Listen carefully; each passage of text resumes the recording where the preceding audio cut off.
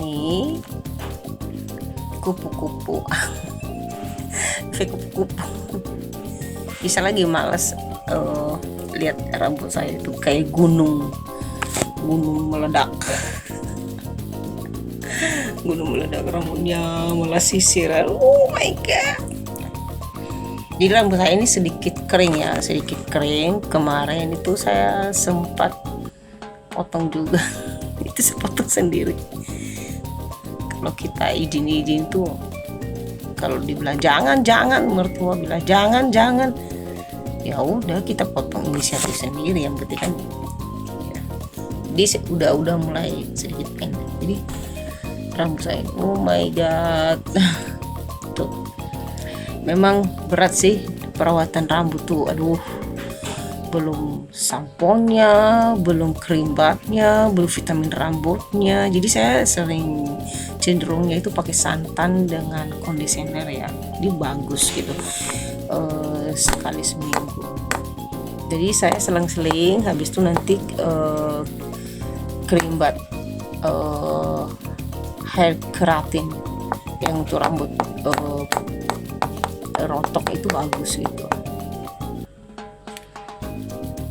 Begitu.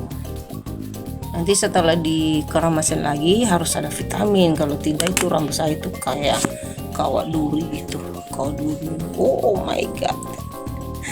Ya semalam saya live itu ada yang punya bagus juga, ada yang tidak.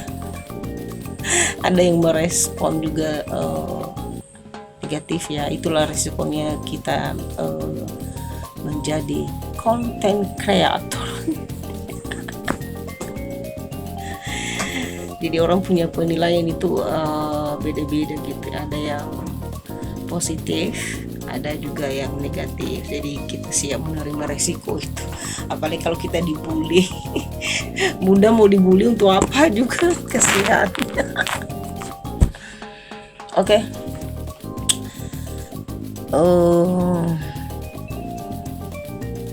Saya ada free sedikit ya. Saya sebenarnya ada mau keluar, ada jam 2 tapi karena ada sebentar malam ada kita punya teman ibu kemarin itu bulan lalu ya, bulan September itu meninggal, dipanggil Tuhan di umur ya 50, dan kebetulan itu teman perjuangan kami yang memperjuangkan anak-anak kami, nasib anak kami dalam suka dan duka gitu ya, susah senang gitu, kami selalu sejalan gitu. Puji Tuhan kami sama-sama anak kami jadi abdi negara, tapi Tuhan lebih menyayangi dia. Jadi saya masih diberikan kesempatan buat Tuhan untuk masih bernapas dalam membina dan membimbing anak-anak muda ke depan ya. Jadi ya mungkin ya teman ini ya teman akrab saya, teman gereja, dan saya memang waktu itu juga hati hancur ya, nangislah sebagai seorang ibu meninggalkan anaknya 5. Anaknya udah kerja 2 juga ya, satunya udah tamat SMA. Dan kemarin kita punya rencana itu mau urus berkas anak kita lagi untuk ikut tes. Tetapi apa daya, manusia punya rencana, Tuhan punya kehendak lain. Nah, itulah manusia rencana saja, tetapi Tuhan yang menentukan.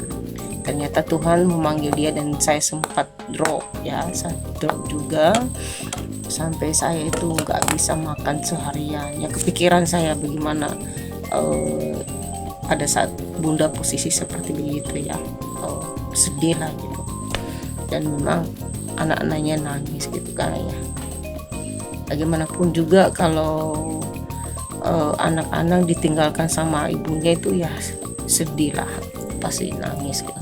Beda dengan kalau bapak-bapak yang Tuhan panggil duluan itu, karena mereka dominannya ke ibu ya, bukan tidak ada fungsinya sebagai seorang bapak, karena bapak kan dia lebih fokus pada dia teman-temannya atau